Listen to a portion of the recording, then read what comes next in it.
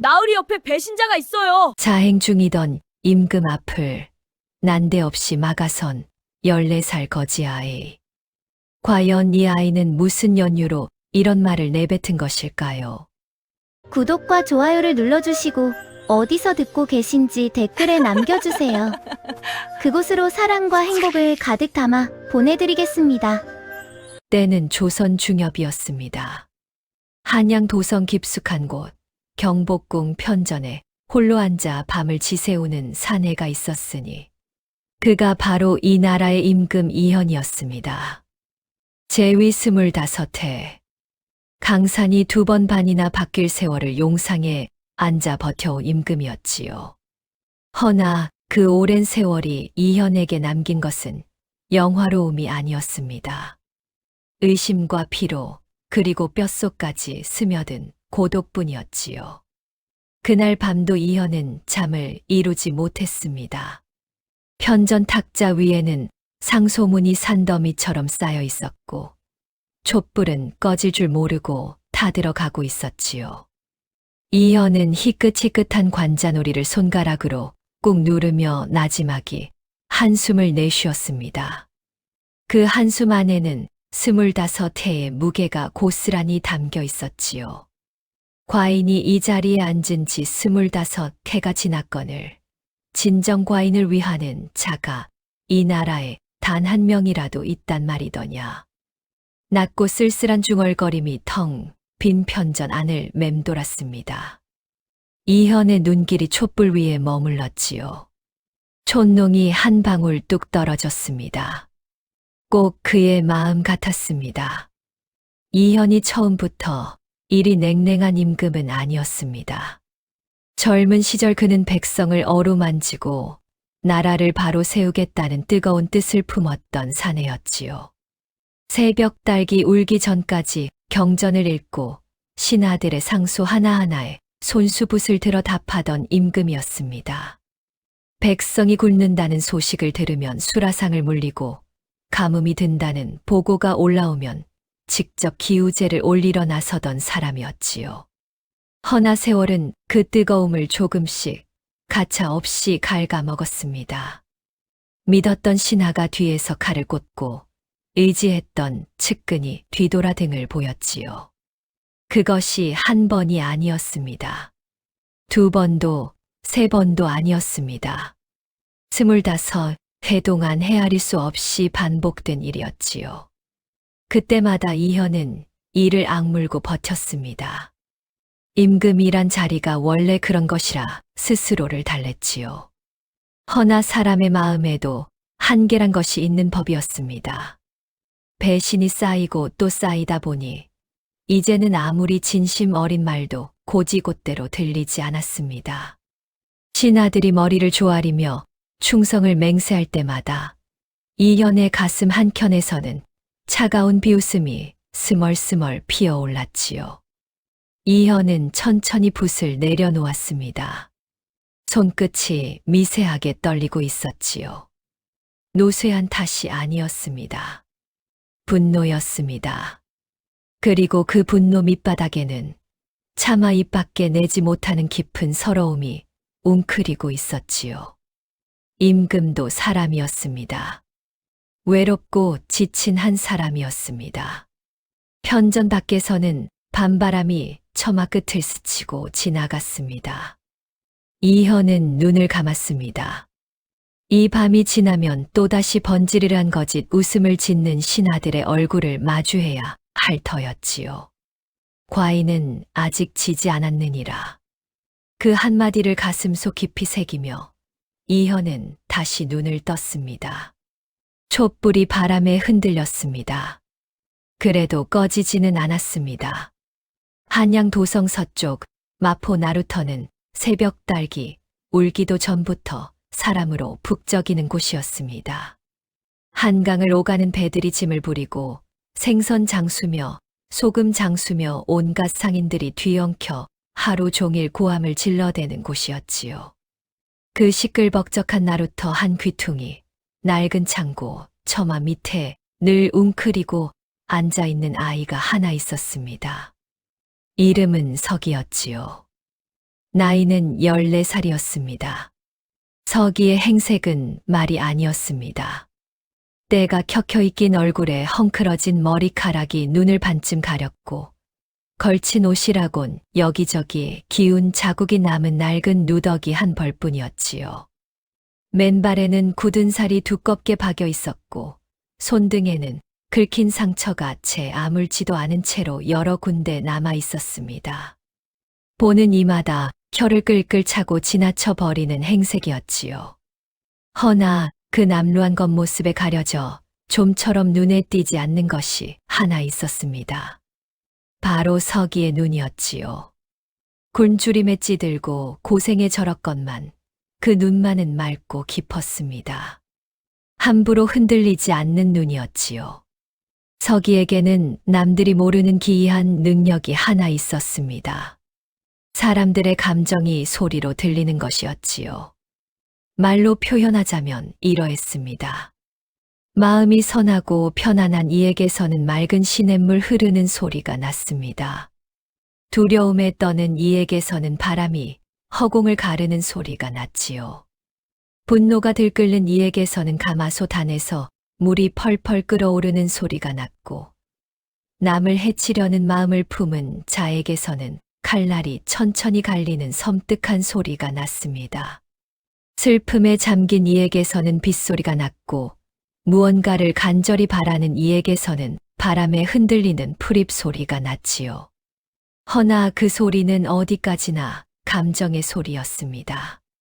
구체적으로 무슨 생각을 하는지, 무슨 말을 속으로 되새기는지까지는 들리지 않았지요.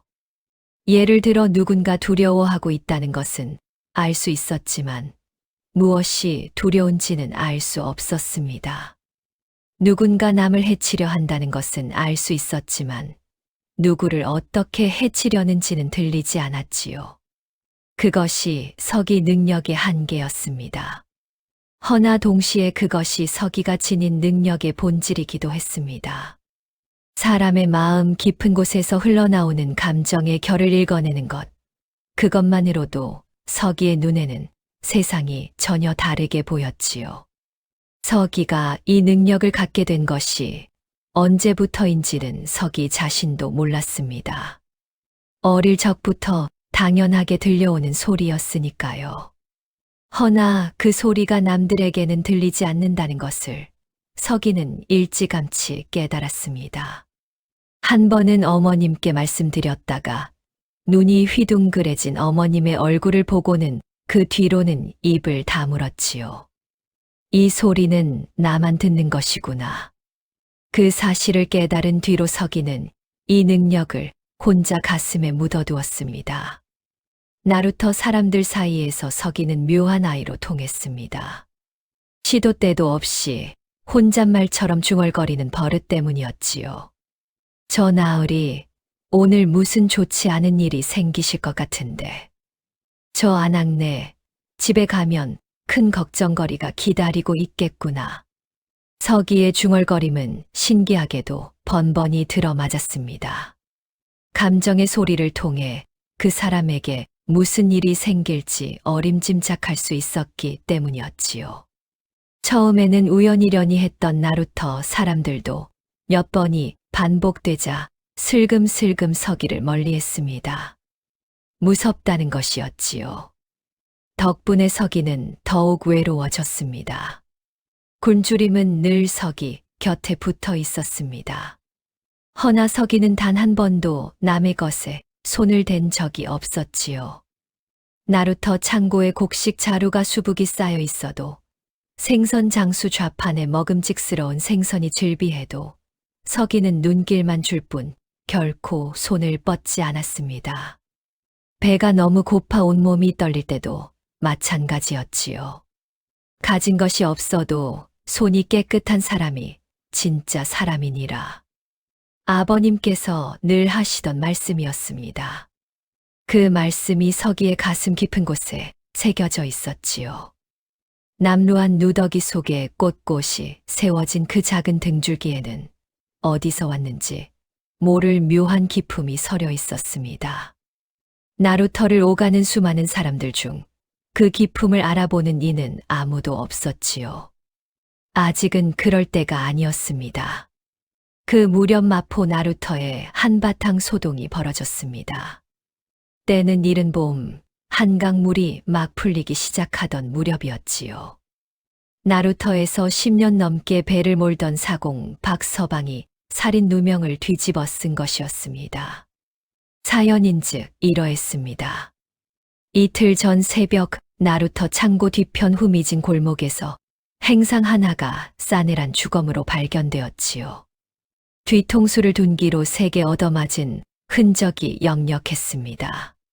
죽은 이는 한양 곳곳을 떠돌며 포목을 팔던 최서방이었는데 2, 3일 전까지만 해도 나루터에서 박서방과 돈 문제로 언성을 높였다는 것이 여러 사람 입에 오르내렸지요.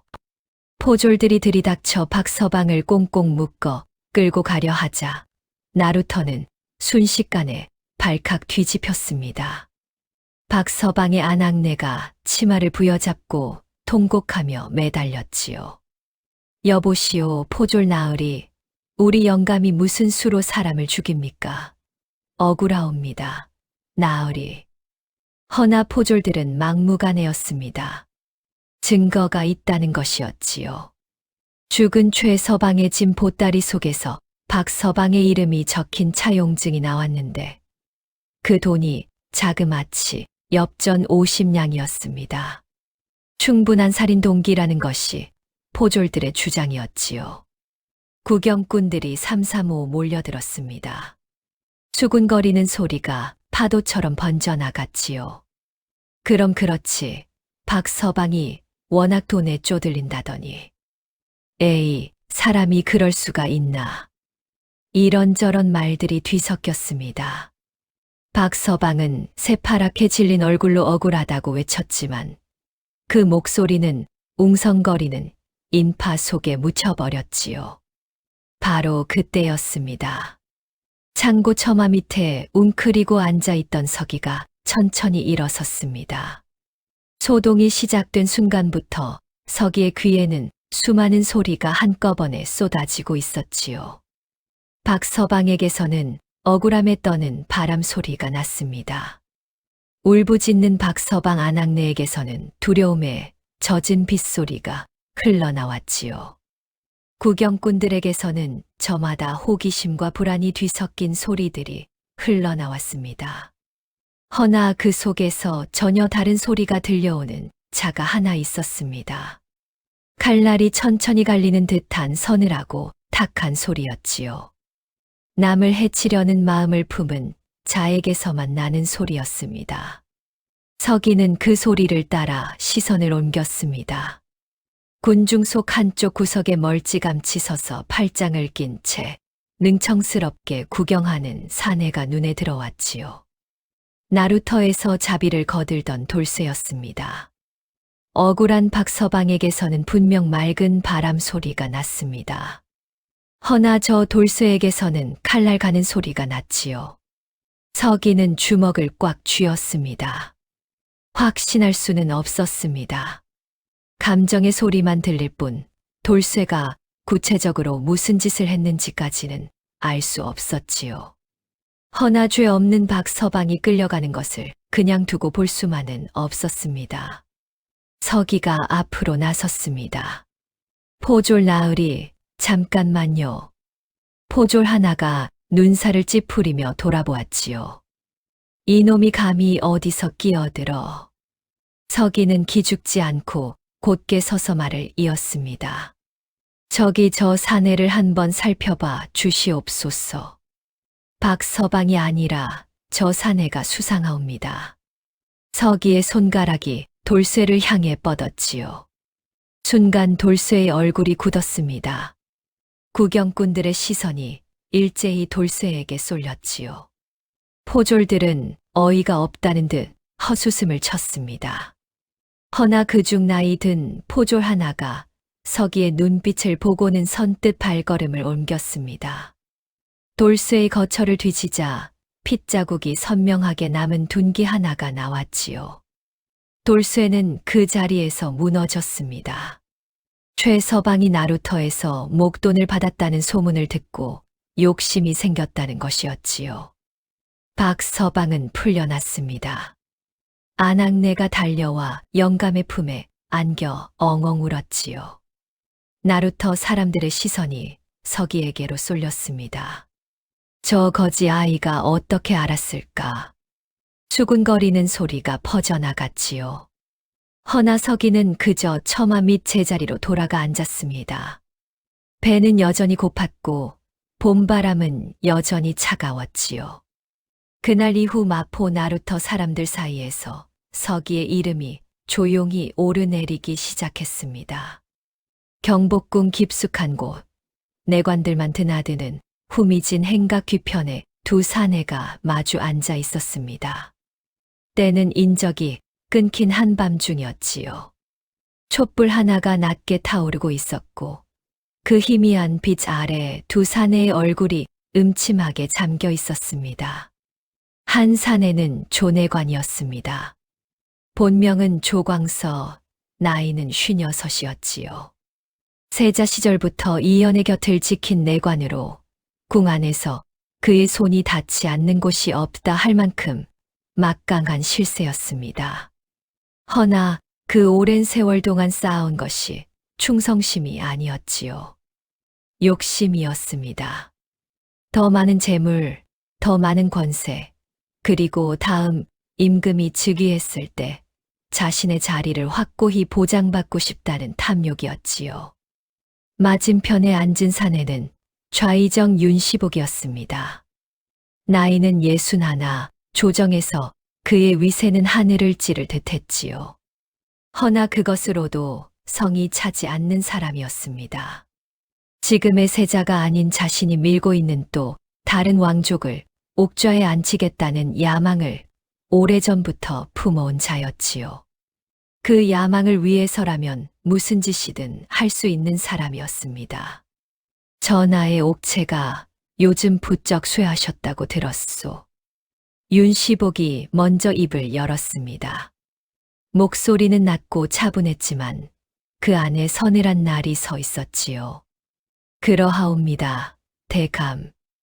밤마다 잠을 이루지 못하시고 술라도 제대로 드시지 못하고 계시옵니다. 조내관이 공손히 답했습니다. 허나 그 눈빛에는 조금의 걱정도 담겨 있지 않았지요. 때가 무르익었소. 윤시복이 찻잔을 내려놓으며 말했습니다. 대감 하오나 탕약에 손을 대는 것은 위험하옵니다. 기미를 보는 의관이 있사옵고 은수저로 독을 가릴 수도 있사옵니다.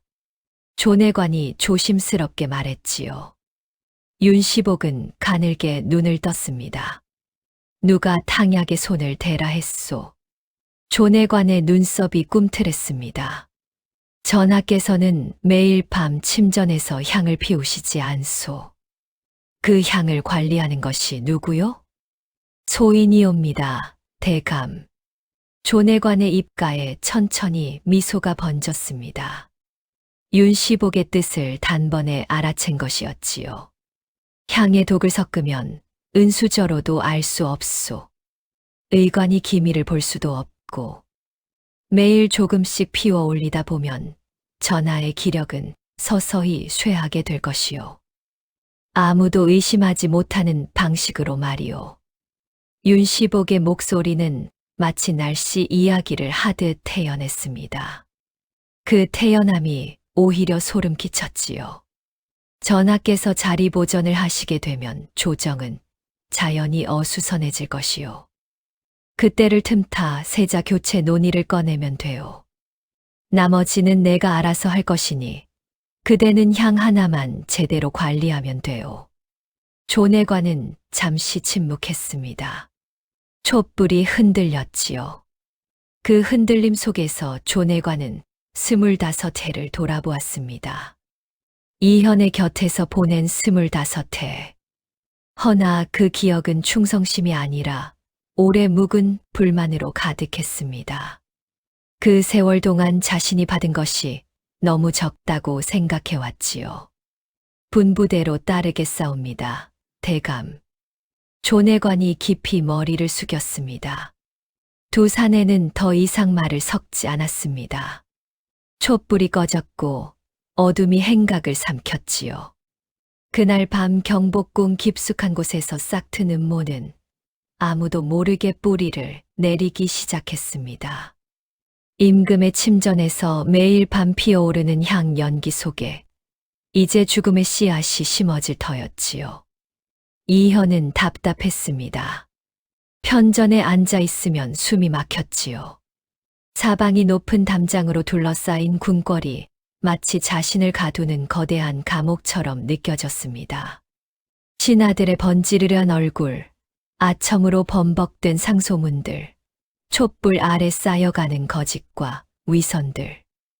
그 모든 것이 한꺼번에 이현의 가슴을 짓눌렀지요. 결국 이현은 자리에서 일어섰습니다. 채비하거라. 자행을 나가겠다. 내관들이 분주히 움직였습니다. 이현은 낡은 평민 옷으로 갈아입었지요.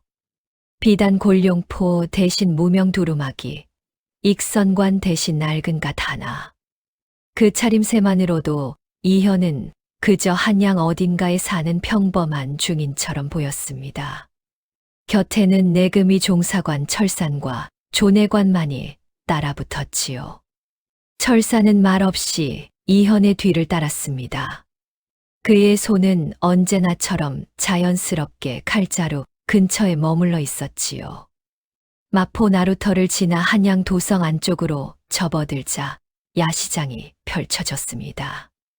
오색 등불이 거리를 환하게 밝히고 떡 굽는 냄새와 술 익는 향이 뒤섞여 코를 간지렸지요.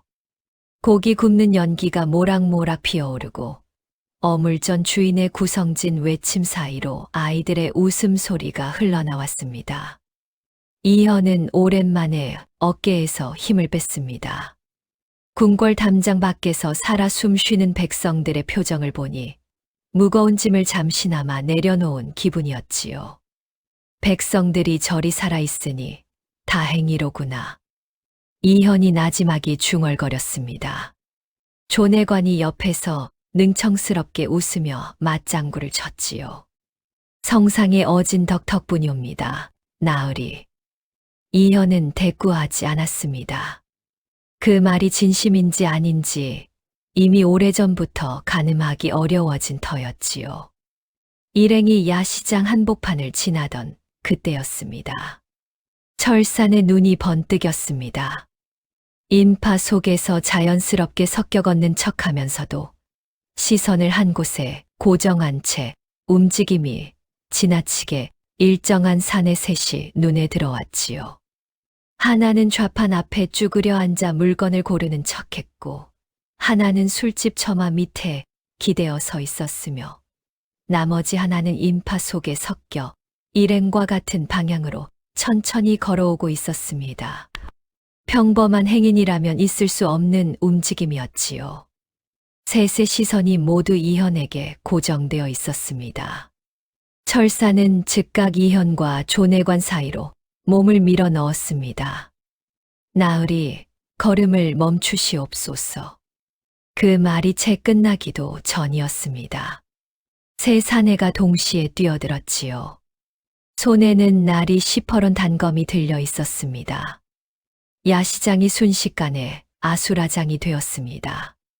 사람들이 비명을 지르며 사방으로 흩어졌지요. 철산의 몸이 바람처럼 움직였습니다. 칼을 빼어들기도 전에 이미 첫 번째 사내의 손목을 꺾어버렸지요. 단검이 땅바닥에 떨어졌습니다.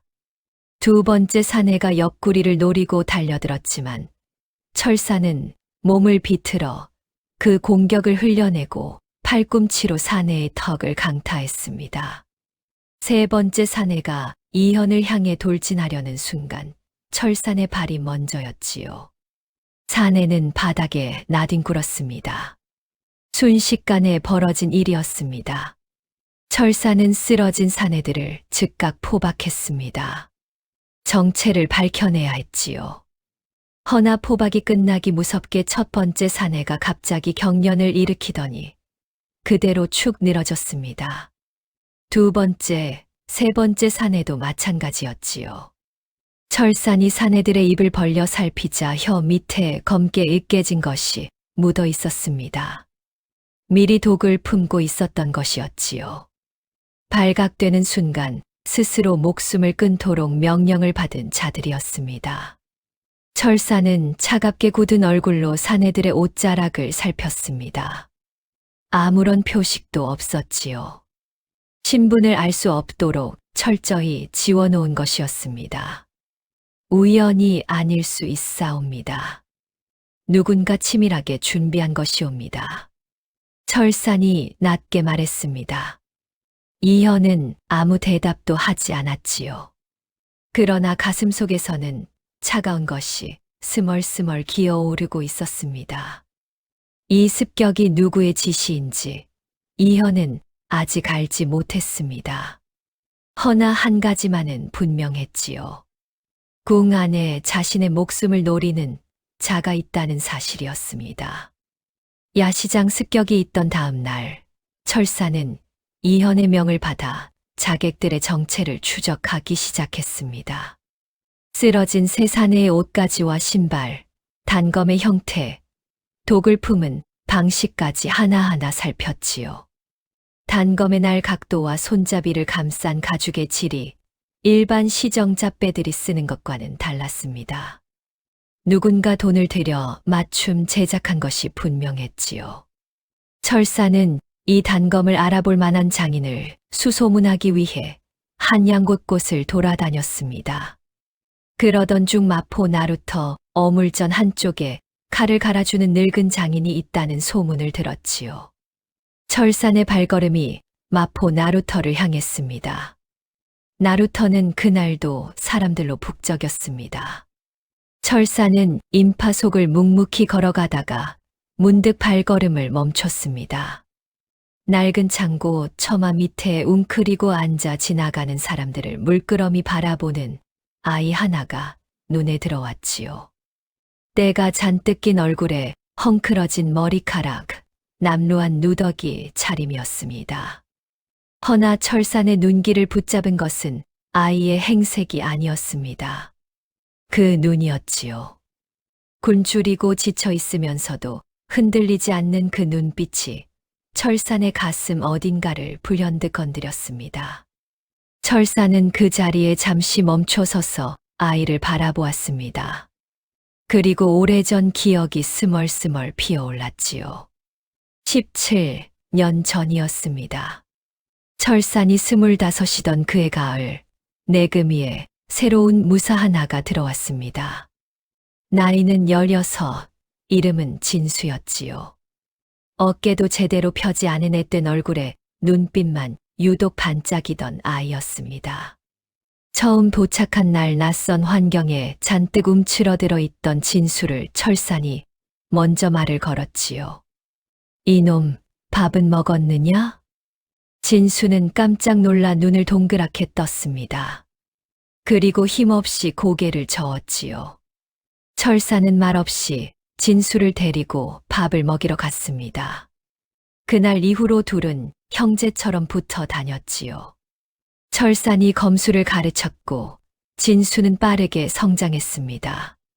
궁궐 안에서 가족도 연고도 없던 두 사람에게 서로가 전부나 다름없었지요. 허나 그 시절이 오래 가지 않았습니다. 진수가 내금위에 들어온 지 3년이 지나던 해, 조정 안에서 영모의 기운이 꿈틀대기 시작했지요. 누군가 진수에게 접근했습니다. 재물과 권세를 약속하며 철산을 없애라고 회유한 것이었지요. 진수는 결국 그 손을 잡았습니다. 어느 날 밤 훈련장에서 진수의 칼이 철산을 향했지요. 철산은 끝까지 칼을 뽑지 않았습니다. 믿었던 자식 같은 녀석의 칼을 맨몸으로 막아섰지요. 진수의 손이 떨렸습니다. 결국 칼을 거두고 그 자리에 무너져 울었습니다. 사흘 뒤 진수는 형장의 이슬로 사라졌습니다. 그날 이후 철사는 달라졌습니다. 말수가 줄었고 웃음이 사라졌지요. 사람을 쉬이 믿는 일도 없어졌습니다. 오직 임금 곁을 지키는 것만이 자신에게 남은 전부라 여기며 살아온 세월이었지요. 철사는 처마미 다이에게서 시선을 거두었습니다. 가슴 한켠이 묵직하게 내려앉았지요. 저 아이가 진수와 닮은 것은 아니었습니다. 허나 저 눈빛만은 달랐습니다. 세상에 치이고 짓밟히면서도 끝내 꺾이지 않으려는 그 눈빛만은 16세 진수가 처음 내금위에 들어오던 날의 그것과 꼭 같았지요. 철사는 아무 말 없이 발걸음을 돌렸습니다. 허나 그 아이의 눈빛은 한동안 머릿속을 떠나지 않았습니다. 늙은 장인을 찾아 단검을 보여주었지만 장인은 고개를 저었습니다. 자신이 만든 것이 아니라는 것이었지요. 허나 단검의 형태를 보더니 한마디를 덧붙였습니다. 이런 형태의 단검은 궁 안에 드나드는 특수한 장인만이 만들 수 있소이다. 일반 장인의 솜씨가 아니요. 철산의 눈빛이 가늘어졌습니다. 궁 안에 드나드는 장인.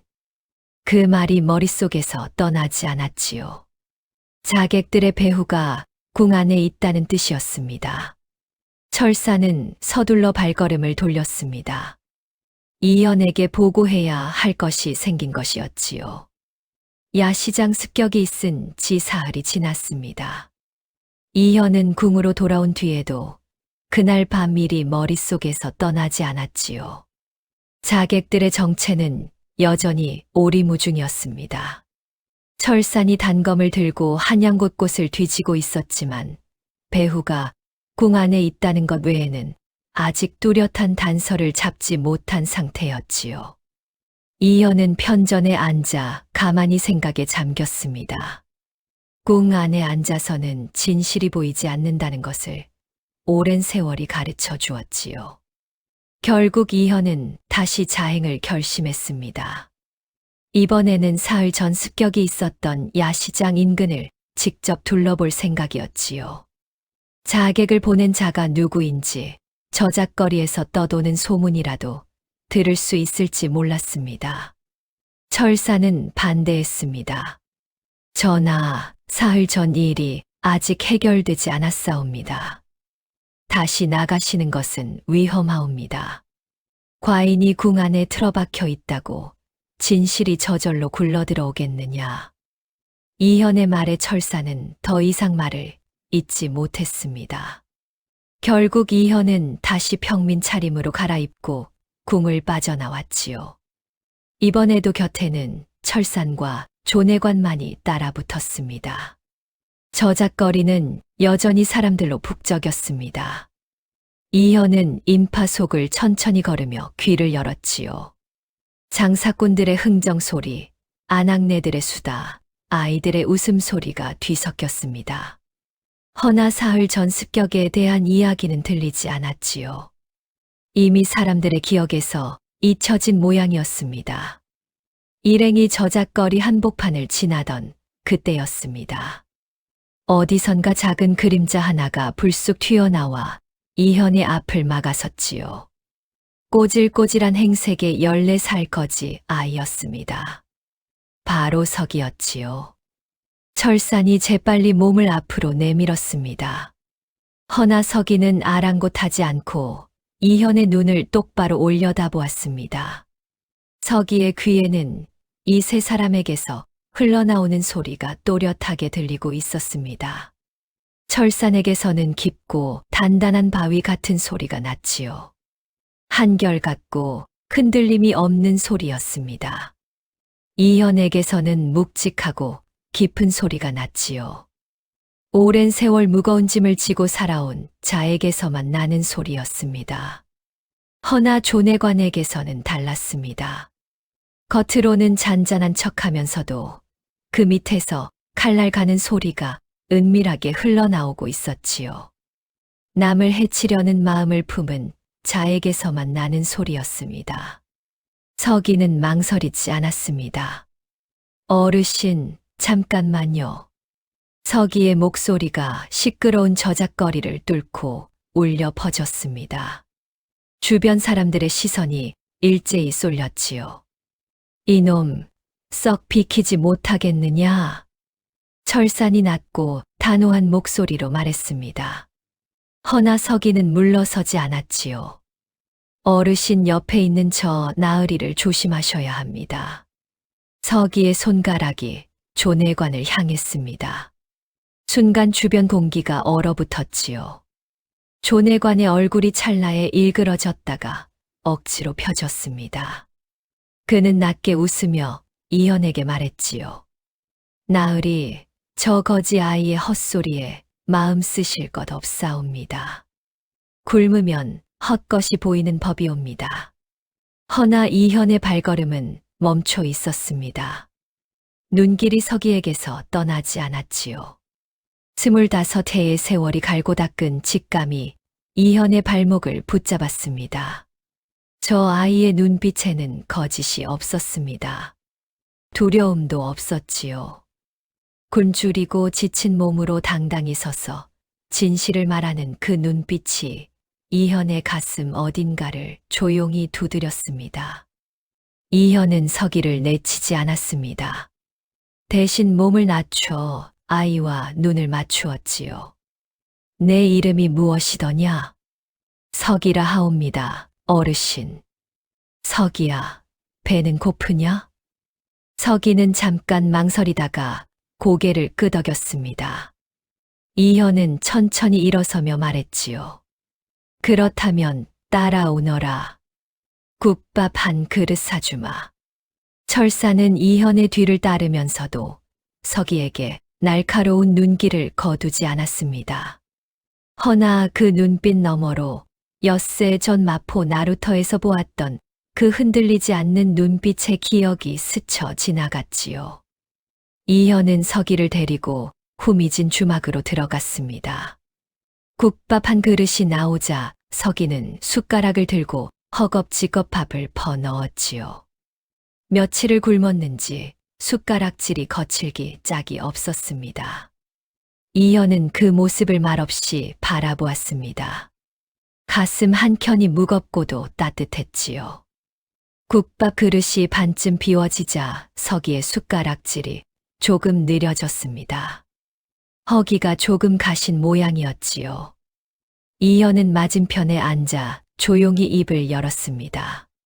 서기야, 너는 어째서 혼자 거지 노릇을 하고 있느냐? 부모님은 어디 계시더냐? 서기의 숟가락이 뚝 멈췄습니다. 방금 전까지 국물을 후루룩 마시던 아이의 얼굴에 순식간에 어둠이 내렸지요. 맑던 눈동자 깊은 곳에서 무언가가 흔들렸습니다. 서기는 잠시 말이 없었습니다. 그러다가 천천히 입을 열었지요. 3년 전에 나쁜 사람들이 와서 아버님이랑 어머님을 끌고 갔습니다. 그 뒤로는 다시 못 봤습니다. 서기의 목소리는 담담했습니다. 허나 국밥 그릇을 감싸 쥔 작은 손이 파르르 떨리고 있었지요. 이현은 그 손을 바라보았습니다. 아무 말도 하지 못했지요. 아버님은 관상을 보시는 분이었습니다. 나으리나 대감댁 마님들이 찾아오시면 얼굴을 보고 운수를 말씀해 주시는 분이었지요. 한양에서 제법 이름이 나 계셨습니다. 서기는 계속 말을 이었습니다. 그런데 어느 날 밤 갓을 높이 쓴 큰 나으리가 부하들을 데리고 들이닥쳤습니다. 아버님더러 왕족들 중에 가장 오래 살 관상을 가진 분이 누구인지 찾아내라고 했습니다. 아버님이 거절하셨지요. 그런 일은 못하겠다고 하셨습니다. 이현의 눈빛이 미세하게 흔들렸습니다. 조내관은 주막 한쪽에 조용히 앉아 있었지요. 그의 얼굴에는 아무 표정도 없었습니다.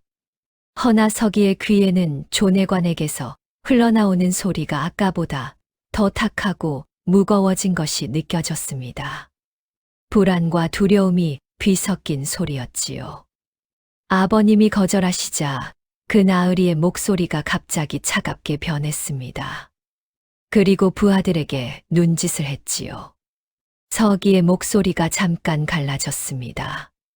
아이는 입술을 꾹 깨물고는 다시 말을 이었지요. 저는 그때 벽장 속에 숨어 있었습니다. 아버님이 낌새가 이상하다 싶으면 무조건 벽장 안에 들어가 있으라고 하셨거든요. 그래서 숨어서 다 들었습니다. 아버님이랑 어머님이 끌려가시는 소리를요. 그리고 그 뒤로 다시는 돌아오지 않으셨습니다. 주막 안이 조용해졌습니다. 이현은 아무 말 없이 서기를 바라보았지요. 서기의 눈에서 눈물이 한 방울 흘러내렸습니다. 아이는 얼른 소매로 눈물을 닦았지요. 울고 싶지 않은 모양이었습니다. 그 큰 나으리 목소리를 저는 아직도 기억합니다. 낮고 차갑고 듣는 것만으로도 소름이 돋는 목소리였지요.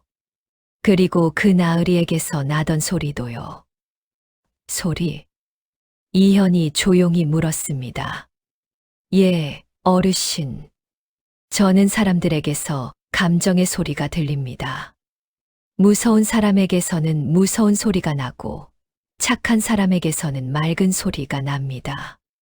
그 나으리에게서는 제가 들어본 것 중 가장 서늘하고 탁한 소리가 났습니다. 사람을 해치려는 마음에서만 나는 소리였지요. 이현은 한동안 말없이 앉아 있었습니다. 그리고 머릿속에서 무언가가 번개처럼 스쳐 지나갔지요. 3년 전이었습니다. 당대 최고의 관상가로 이름을 떨치던 한씨 부부가 호련히 자취를 감추었습니다.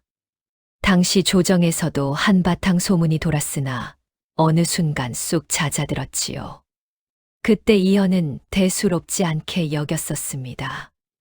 허나 지금 이 아이의 입에서 나오는 말을 들으니 그것이 결코 우연한 실종이 아니었음이 분명해졌지요. 이현은 천천히 서기를 다시 바라보았습니다. 남루한 행색 너머로 범상치 않은 기품이 어렸지요.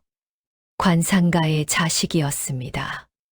그리고 사람의 감정이 소리로 들리는 기이한 능력을 지닌 아이였습니다. 모든 것이 서서히 맞아떨어지는 듯했지요. 서기야, 그 나으리의 목소리와 그 소리를 다시 들으면 알아볼 수 있겠느냐? 서기는 망설임 없이 고개를 끄덕였습니다. 목소리와 그 소리는 절대 잊지 못합니다. 어르신. 이현은 한참 동안 말이 없었습니다. 주막 밖에서는 저작거리의 소란함이 계속되고 있었지요. 허나 이현의 마음속에서는 무언가가 조용히 그러나 단단하게 굳어가고 있었습니다. 궁으로 돌아온 이현은 그날 밤 잠을 이루지 못했습니다. 서기의 말이 머릿속을 맴돌았지요. 사람들의 감정이 소리로 들린다. 그것이 사실이라면 이보다 더 귀한 능력이 어디 있겠습니까? 허나 그것이 사실이 아니라면 어린 거지 아이의 헛소리에 임금이 흔들린 꼴이 되는 것이었지요. 이현은 오랜 세월 동안 수많은 거짓말쟁이들을 보아왔습니다. 진심인 척 눈물을 흘리는 자도 충성인 척 무릎을 꿇는 자도 보아왔지요. 그러나 서기의 눈빛은 달랐습니다. 거짓을 꾸미는 자의 눈빛이 아니었지요. 그럼에도 이현은 확인이 필요했습니다. 임금의 자리는 직감만으로 움직일 수 없는 자리였으니까요. 이튿날 이현은 철산을 은밀히 불러들였습니다. 마포 나루터에서 만났던 그 아이를 다시 데려오너라. 허나 아무도 모르게 하여라. 조내관에게도 알리지 말고. 철사는 말없이 고개를 숙였습니다. 그날 오후 서기는 눈을 가린 채 어딘가로 이끌려왔지요. 장소를 노출하지 않기 위함이었습니다. 한참을 걷다가 눈가리개가 풀렸을 때 서기의 앞에는 아담한 사가의 방 안이 펼쳐져 있었습니다. 방 안에는 낯선 어른 넷이 앉아 있었지요. 그리고 맞은편에 어제 주막에서 만났던 그 어르신이 앉아 있었습니다. 서기야, 두렵지 않으냐? 이현이 물었습니다. 두렵지 않습니다, 어르신. 서기는 방 안을 천천히 둘러보았습니다. 넷의 어른들에게서 제각각 다른 소리가 흘러나오고 있었지요. 첫 번째 어른에게서는 맑고 잔잔한 시냇물 소리가 났습니다. 편안하고 선한 마음을 지닌 이에게서 나는 소리였지요. 두 번째 어른에게서는 바람이 허공을 가르는 소리가 났습니다. 무언가를 두려워하고 있다는 뜻이었지요. 세 번째 어른에게서는 탁하고 무거운 소리가 났습니다. 칼날이 은밀하게 갈리는 소리였지요. 서기의 등줄기가 오싹해졌습니다. 남을 해치려는 마음을 품은 자에게서만 나는 소리였으니까요. 네 번째 어른에게서는 깊고 묵직하되 고든 소리가 났습니다. 오랜 세월 무거운 짐을 지고 살아온 자에게서 나는 소리였지요. 이현이 천천히 입을 열었습니다. 저기 앉아 있는 분들의 마음에서 어떤 소리가 들리느냐? 하나하나 말해보거라. 서기는 잠시 눈을 감았다가 떴습니다. 그리고 첫 번째 어른을 가리켰지요. 저 나으리에게서는 맑고 편안한 소리가 납니다. 마음이 고요하신 분이옵니다. 첫 번째 어른이 조용히 고개를 끄덕였습니다. 서기의 시선이 두 번째 어른으로 옮겨갔습니다. 저 나으리에게서는 두려움의 소리가 납니다. 무언가 크게 걱정하고 계신 분이옵니다. 두 번째 어른의 얼굴이 굳었습니다. 실제로 그는 오늘 이 자리에 갑작스럽게 불려온 까닭을 몰라 내내 불안해하고 있었지요. 서기의 눈이 세 번째 어른에게 머물렀습니다. 서기는 잠시 망설였습니다.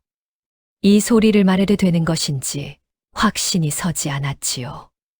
허나 이현의 눈빛이 조용히 서기를 기다리고 있었습니다. 저 나으리에게서는 남을 해치려는 마음에서만 나는 소리가 납니다.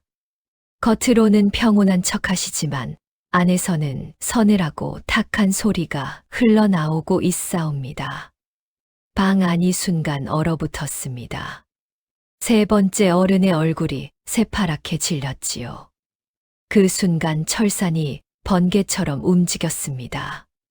세 번째 어른의 뒤로 돌아가 팔을 꺾어 제압하고 바닥에 꿇어앉혔지요.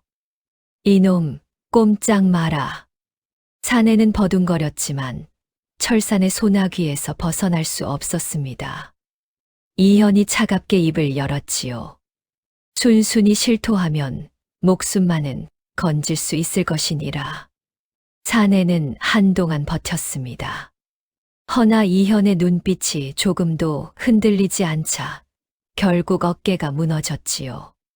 사내는 떨리는 목소리로 실토하기 시작했습니다. 좌의정 윤시복의 명을 받아 이현의 동향을 낱낱이 보고해왔다는 것이었지요. 야시장에서의 습격 역시 윤시복의 지시였다는 사실도 함께 털어놓았습니다. 그뿐만이 아니었지요. 윤시복이 궁 안팎에 심어둔 첩자가 한둘이 아니라는 사실도 드러났습니다. 처리하여라. 이현이 짧게 말했습니다. 철사는 고개를 숙였지요. 사내는 그날 조용히 끌려나갔습니다. 이제 방 안에는 첫 번째, 두 번째, 네 번째 어른과 이현, 철산, 서기만 남았습니다. 서기의 시선이 네 번째 어른에게 닿았지요. 저 나으리에게서는 무겁고 깊은 소리가 납니다. 오랜 세월 큰 짐을 지고 사신 분이옵니다. 허나 마음은 곧고 맑으십니다. 네 번째 어른은 이현이 오랫동안 신임해온 원로 신하였습니다. 그 말에 이현의 눈가가 잠깐 흔들렸지요. 25해의 세월 동안 그래도 이 사람만은 진심이었다는 것을 이현도 가슴 깊이 알고 있었습니다. 허나 확인이 필요했지요. 이제 그 확인이 끝났습니다. 나머지 셋도 자리를 떴고 방 안에는 이현과 철산, 그리고 서기만 남았지요. 이현은 한동안 말없이 앉아 있었습니다. 그러다가 천천히 서기를 바라보며 입을 열었지요. 서기야, 내 이제 내게 진실을 말하겠다. 나는 이 나라의 임금이니라. 서기의 눈이 커졌습니다. 그러나 이내 고개를 깊이 숙였지요. 전하, 미천한 것이 몰라 뵙고 무례를 범하였사옵니다. 괜찮다. 내가 오늘 큰일을 하였느니라. 이현의 목소리는 낮으나 따뜻했습니다. 서기는 고개를 들어 이현을 바라보았지요. 이현의 눈빛 속에 담긴 무게를 서기는 이제 조금은 알 것 같았습니다. 사가의 방을 나선 철사는 서기를 데리고 조용히 걸음을 옮겼습니다. 날이 저물어 한양 골목 곳곳에 어둠이 내려앉기 시작하던 무렵이었지요. 서기는 철산의 뒤를 묵묵히 따랐습니다. 머릿속에는 아직 이현의 말이 맴돌고 있었지요. 나는 이 나라의 임금이니라. 그 한마디가 아직도 실감이 나지 않았습니다. 주막에서 국밥을 사주던 그 어르신이 임금이었다니. 그렇다면 처음 저작거리에서 조내관을 가리키며 조심하라 외쳤을 때 자신은 임금 앞에서 그런 말을 한 것이었지요. 서기는 뒤늦게 등줄기가 오싹해졌습니다. 구미진 골목길로 접어들던 그때였습니다. 어둠 속에서 낯선 인기척이 느껴졌지요. 철산이 즉각 서기 앞을 막아섰습니다. 손이 칼자루로 향했지요. 서기도 걸음을 멈추고 귀를 기울였습니다. 어둠 속에서 흘러나오는 소리가 있었지요. 두려움과 죄책감이 뒤섞인 소리였습니다. 빗소리처럼 무겁고 서럽게 내려앉는 소리였지요. 허나 칼날 가는 소리는 없었습니다. 남을 해치려는 마음이 전혀 없는 사람이었지요. 위험한 분이 아닙니다. 서기가 나지막이 말했습니다.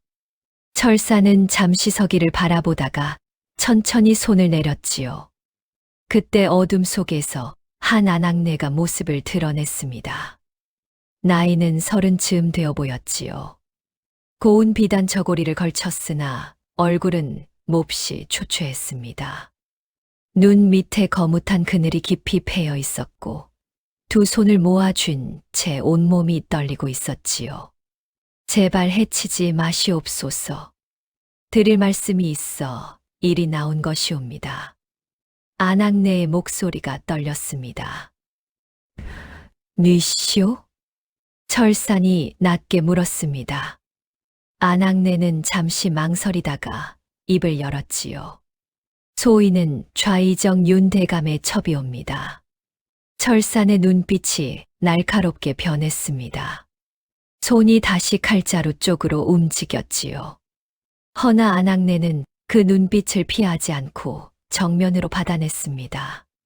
소인이 일이 나온 것은 더는 견디지 못하겠기 때문이옵니다. 3년 전 대감의 명으로 죄 없는 관상가 내외가 끌려가 죽임을 당하는 것을 소인이 직접 보았사옵니다. 그 일이 소인 가슴에 돌덩이처럼 얹혀 3년을 살아왔지요. 더 이상은 못하겠사옵니다. 그 말에 서기의 숨이 멎었습니다. 3년 전 끌려간 관상가 내외. 그것이 바로 아버님과 어머님의 이야기였으니까요. 서기의 작은 주먹이 파르르 떨렸습니다. 눈물이 차오르는 것을 느꼈지요. 허나 서기는 이를 악물었습니다. 지금은 참아야 할 때였지요. 아낙네는 품속에서 작게 접힌 서신 하나를 꺼내 철산에게 내밀었습니다. 이것은 대감께서 조내관에게 직접 보내신 서신이옵니다. 전하의 침전에서 매일 밤 피워 올리는 향에 독을 섞으라는 내용이 담겨 있지요. 소인이 목숨을 걸고 가져온 것이옵니다. 철사는 서신을 받아 펼쳤습니다. 눈을 빠르게 훑어 내려가던 그의 얼굴이 굳어졌지요. 내용은 분명했습니다. 윤시복의 친필로 조내관에게 침전의 향에 독을 섞으라는 지시가 낱낱이 적혀 있었습니다. 날짜까지 명기된 친필 서신이었지요. 이것이면 충분했습니다. 증거가 드디어 손에 들어온 것이었습니다. 마님, 이것을 가져오셨으니 마님도 위험하옵니다. 서기가 걱정스러운 눈으로 말했습니다. 안악내는 쓸쓸하게 웃었지요. 이미 각오한 것이옵니다. 더 이상 그 집에서 하루도 살 수 없사옵니다. 죄 없는 사람이 죽어나가는 것을 알면서도 모른 척한 죄가 소인에게도 있지요. 이것으로 조금이나마 그 죄를 씻고 싶었사옵니다. 안악내의 목소리가 끝에 가서 가늘게 떨렸습니다. 서기는 안악내를 바라보았지요. 감정의 소리가 들렸습니다. 여전히 두려움과 죄책감이 뒤섞여 있었지만 그 밑바닥에서 아주 작고 맑은 소리가 흘러나오고 있었지요. 오랫동안 억눌려 있다가 겨우 숨을 내쉬는 듯한 소리였습니다. 철사는 잠시 생각하다가 조용히 입을 열었지요. 오늘 밤 안으로 한양을 벗어나시오. 멀리 아무도 모르는 곳으로 가시오. 안악내는 깊이 고개를 숙였습니다. 그리고 어둠 속으로 조용히 사라졌지요. 서기는 그 뒷모습을 오랫동안 바라보았습니다. 발걸음이 점점 멀어지고 끝내 어둠에 묻혀버렸지요. 가자. 전하께 보고 드려야 한다. 철산이 낮게 말했습니다. 서기는 고개를 끄덕이며 걸음을 옮겼지요. 어둠 속에서 봄바람이 불어왔습니다. 차가운 바람이었습니다. 허나 서기의 가슴 속에서는 3년 동안 꺼지지 않고 타오르던 불씨가 더욱 뜨겁게 달아오르고 있었지요. 윤시복의 서신을 손에 넣은 그날 밤, 이연은 철산을 편전으로 불러들였습니다. 서신을 펼쳐 읽어 내려가던 이현의 눈빛이 차갑게 가라앉았지요. 낮고 무거운 침묵이 편전 안을 가득 채웠습니다. 촛불이 흔들렸지요. 침전의 향이라. 이현이 천천히 입을 열었습니다. 그제야 모든 것이 맞아떨어졌지요.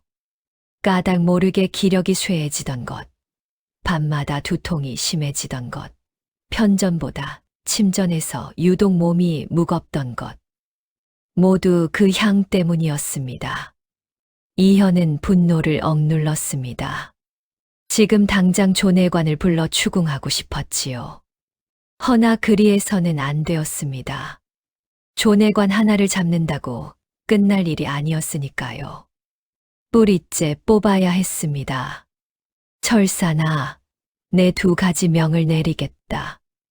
이현이 말했습니다. 첫째, 침전의 향을 바꾸어라. 조내관이 눈치채지 못하도록 자연스럽게 바꾸되 기존의 독 든 향은 따로 보관해 두어라. 증거가 될 것이니라. 둘째, 조내관의 행적을 낱낱이 캐라.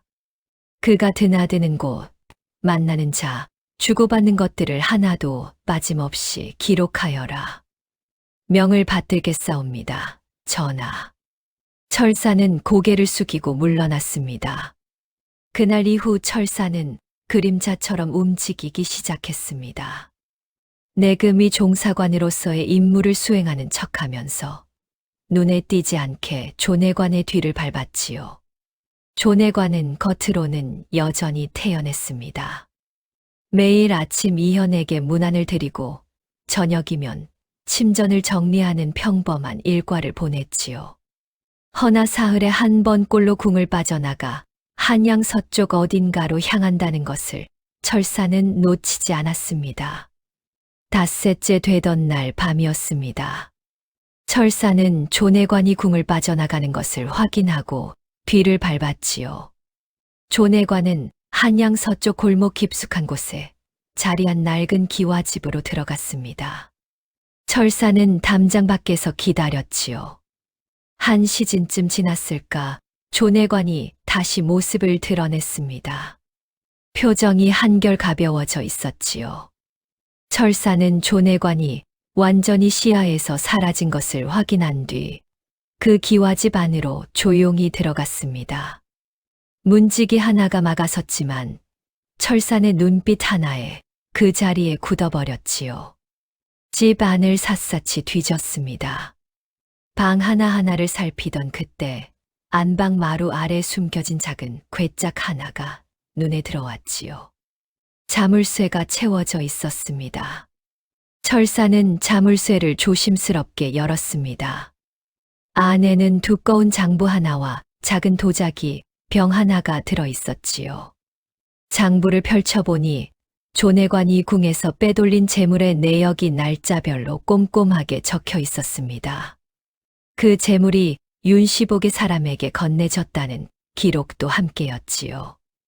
도자기 병의 마개를 열자 역한 냄새가 코를 찔렀습니다. 안에는 검고 끈적한 액체가 담겨 있었지요. 장부 한 귀퉁이에 작은 글씨로 적힌 내용이 눈에 들어왔습니다. 향, 조달분, 독. 침전의 향에 섞으라고 건네받은 독이 분명했습니다. 철사는 품속에서 미리 준비해 온 종이와 붓을 꺼냈습니다. 장부의 핵심 내용을 빠르게 옮겨 적었지요. 재물 빼돌린 날짜, 금액, 윤시복 측 수령인의 이름까지 하나도 빠짐없이 기록했습니다. 도자기 병도 살피며 그 특징을 상세히 적었지요. 그리고 장부와 병을 원래 있던 자리에 정확히 돌려놓았습니다. 괴짝을 닫고 자물쇠를 채웠지요. 조내관이 다음에 왔을 때 누군가 다녀간 흔적을 눈치채서는 안 되었습니다. 기와집을 빠져나오며 철사는 하늘을 올려다보았습니다. 별이 총총한 밤이었지요. 허나 철산의 가슴속은 차갑고 무거웠습니다. 25해를 임금 곁에서 섬겨온 자가 이런 짓을 꾸몄다는 사실이 분노보다 먼저 서늘하게 다가왔지요. 이현은 철산의 보고를 말없이 들었습니다. 철산이 옮겨 적은 기록을 받아 훑어보던 이현의 눈빛이 점점 깊어졌지요. 한동안 아무 말이 없었습니다. 편전 안에는 촛불 타는 소리만이 가늘게 울렸지요. 이제 증거는 갖추어졌다. 이현이 마침내 입을 열었습니다. 허나 아직 때가 아니니라. 뿌리째 뽑으려면 윤시복과 조내관, 그리고 그들에게 가담한 자들을 한꺼번에 잡아야 한다. 철사나 조금만 더 기다려라. 전하, 그동안 전하의 옥체가 위험하옵니다. 침전의 향은 이미 바꾸었지 않느냐. 과인은 괜찮다. 이현의 목소리는 낮으나 흔들림이 없었습니다. 그 눈빛 속에는 이미 무언가가 굳어져 있었지요. 25해 동안 배신을 겪어온 임금이 마지막 승부를 준비하고 있었습니다. 증거가 갖춰지자 이현은 비로소 움직이기 시작했습니다. 허나 섣불리 나서지 않았지요. 조내관을 당장 잡아들이고 윤시복을 탄핵하는 것은 쉬운 일이었습니다. 허나 그리해서는 부족했지요. 윤시복의 뿌리는 깊었습니다. 조정 안팎에 그의 사람들이 얼마나 박혀 있는지 아직 다 파악하지 못했지요. 줄기만 잘라서는 뿌리가 다시 자라나는 법이었습니다. 한꺼번에 완벽하게 끝내야 했지요. 이현은 철산과 이대감 그리고 서기를 은밀히 불러들였습니다. 조내관에게는 아무것도 알리지 않았지요. 셋이 모인 자리에서 이현이 천천히 입을 열었습니다. 네, 이제 함정을 파겠다. 철산이 이현을 바라보았습니다. 이 대감은 말없이 고개를 숙였지요. 먼저 과인의 병이 더욱 깊어졌다는 소문을 퍼뜨려라. 자리 보전조차 어렵고 머지않아 큰 변이 있을 것이라는 말을 흘려라. 윤시복이 그 소문을 들으면 반드시 움직일 것이니라. 허나 전하 그리하면 윤시복도 대비를 할 것이옵니다. 철산이 조심스럽게 말했습니다. 그래야 한다. 윤시복이 대비를 한다는 것은 움직인다는 뜻이니라. 움직여야 꼬리가 잡히는 법이지. 뱀은 굴 밖으로 꺼내야 잡을 수 있느니라. 이현의 눈가에 서늘한 미소가 떠올랐습니다. 소문을 퍼뜨린 뒤 사흘이 지나면 궁중 연회를 열겠다. 겉으로는 과인이 쾌차한 것을 축하하는 연회처럼 꾸밀 것이니라. 조정 신하들을 모두 불러들이되 연회장 사방에 금군 친위대를 미리 배치하여라. 눈에 띄지 않게 기둥 뒤와 장막 안에 숨겨두어라. 철산이 고개를 끄덕였습니다. 윤시복은 연회에 참석할 것이니라. 반드시 그럴 것이다. 이 기회를 역이용하려 들 것이기 때문이지. 허나 그것이 바로 과인이 원하는 것이니라. 이현이 서기에게 시선을 돌렸습니다. 서기야, 너도 연회에 함께할 것이니라. 서기가 눈을 크게 떴습니다. 소인이 연회 말이옵니까, 전하? 그러하다. 연회장 안에서 신하들의 감정 소리를 들어라. 윤시복과 한편인 자들의 낌새를 가려내어 철산에게 알려주면 되느니라. 내 능력이 그날 가장 요긴하게 쓰일 것이니라. 서기는 잠시 말이 없었습니다. 연회장 가득 신하들이 모인 자리에서 그 많은 감정의 소리를 한꺼번에 들어야 한다는 것이 쉬운 일이 아님을 서기는 알고 있었지요. 허나 고개를 끄덕였습니다. 전하의 명을 따르겠사옵니다.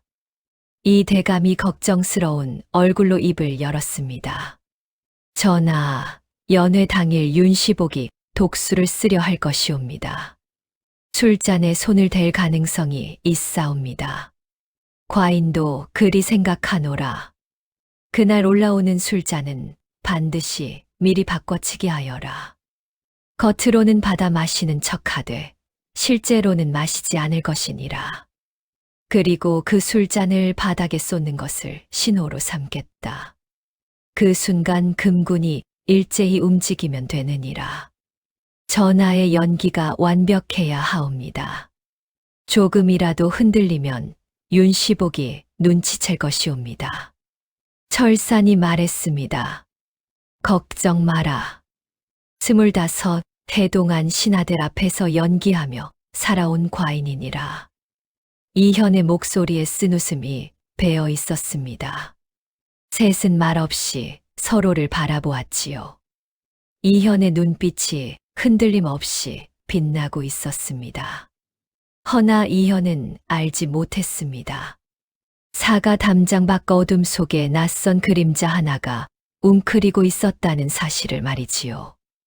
앞서 발각되어 처리된 첩자가 사라진 뒤 윤시복이 새로 심어둔 자였습니다. 그는 넷이 나누는 대화를 처음부터 끝까지 낱낱이 엿들었지요. 대화가 끝나고 사람들이 흩어지자 그림자는 서둘러 어둠 속으로 스며들었습니다. 윤시복은 첩자의 보고를 받고 잠시 눈을 감았습니다. 그리고 천천히 입꼬리를 올렸지요. 함정을 파놓고 기다리는구나. 좋다. 우리도 준비하면 그만이지. 윤시복은 즉각 조내관에게 밀서를 보냈습니다. 연회 전날 밤 서기를 먼저 잡아두라는 내용이었지요. 임금의 패 중 가장 위험한 패를 미리 없애겠다는 것이었습니다. 차가운 밤바람이 불었습니다. 양쪽 모두 준비를 마치고 있었지요. 연회 날이 서서히 다가오고 있었습니다. 연회를 사흘 앞둔 날 밤이었습니다. 한양 도성안 후미진 골목 깊숙한 곳, 철산이 마련해 준 임시 거처에서 서기는 홀로 잠을 청하고 있었지요. 낮 동안 온종일 긴장 속에 지내다 보니 몸은 지쳐 있었으나 좀처럼 잠이 오지 않았습니다. 연회 날이 다가올수록 가슴 한켠이 묵직하게 내려앉았지요. 연회장에서 수많은 신하들의 감정 소리를 한꺼번에 들어야 한다는 것이 두려운 것이 아니었습니다. 혹여 자신이 제 역할을 못해서 전하께 누가 될까봐 그것이 두려웠지요. 서기는 눈을 감았습니다. 그때였습니다. 익숙한 느낌이 스며들었지요. 멀리서부터 칼날 가는 소리가 조금씩 가까워지고 있었습니다. 하나가 아니었지요. 여럿이었습니다. 남을 해치려는 마음을 품은 자들이 이쪽으로 다가오고 있었습니다. 서기는 벌떡 일어나 주변을 살폈습니다. 창문 밖으로 어둠 속에서 움직이는 그림자들이 보였지요. 검은 옷을 걸친 산에 대여 섬 명이 소리 없이 거처를 에워싸고 있었습니다. 서기는 뒷문을 향해 몸을 날렸지요. 허나 이미 늦었습니다. 뒷문이 벌컥 열리며 산에 둘이 들이닥쳤지요. 서기는 방향을 틀어 옆으로 피했지만 앞문마저 박살나며 사내들이 쏟아져 들어왔습니다. 사방이 막혔지요. 잡아라. 낮은 목소리가 떨어졌습니다. 서기는 있는 힘껏 버텼지만 어린 몸이 어른 산의 여럿을 당해낼 수는 없었지요. 순식간에 포박당했습니다. 입에는 재갈이 물렸고 눈에는 천이 씌워졌지요. 서기는 어딘가로 끌려갔습니다. 얼마나 걸었는지 알 수 없었습니다. 발 아래로 느껴지는 땅의 감촉이 달라졌지요. 흙바닥에서 돌바닥으로, 다시 나무바닥으로, 끝내 어딘가 깊숙한 방 안에 던져졌습니다. 눈을 가렸던 천이 벗겨졌습니다. 서기는 눈을 깜빡이며 주변을 살폈지요. 좁고 어두운 방이었습니다. 창문 하나 없는 방이었지요. 횃불 하나가 낮게 타오르고 있었고 그 빛 아래 의자에 앉아 서기를 내려다보는 사내가 있었습니다. 나이 60 즈음의 사내였습니다.